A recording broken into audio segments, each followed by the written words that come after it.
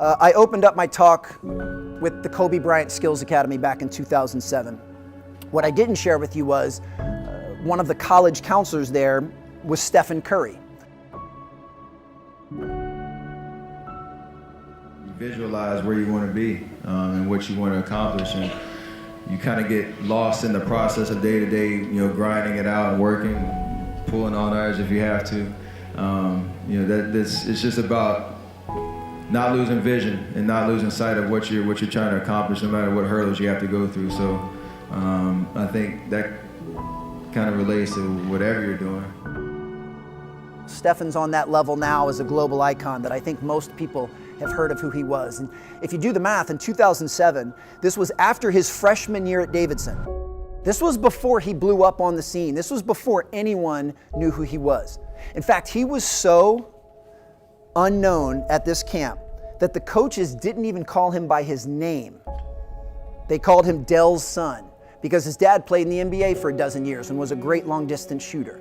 Yeah, that's Dell's son over there. That's Dell's kid.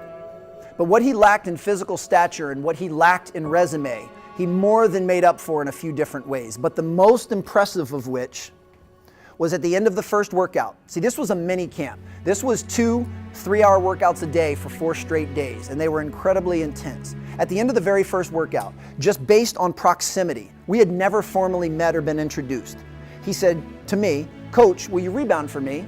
Because I don't leave the gym until I swish 5 free throws in a row."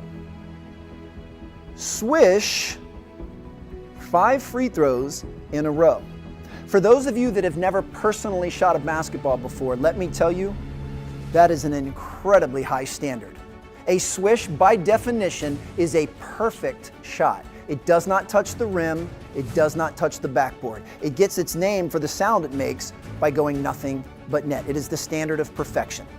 And he would not leave the gym until he swished 5 in a row, which means he could swish 4 in a row, hit a little bit of the rim on the 5th one, it still goes in.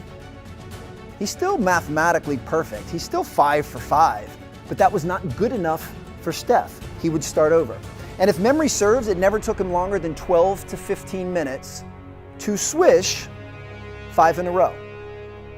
Stephen Curry will go down in history as the greatest shooter that the NBA has ever seen.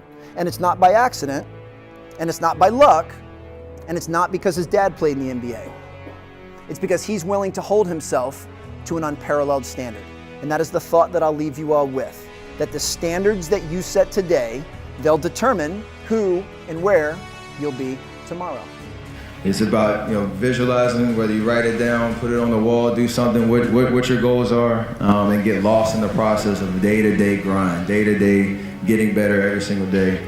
Asking questions, aligning yourself with people that have been through it before, that are experienced, and leaning on that advice, and just trying to outwork the next person, and that's the biggest thing.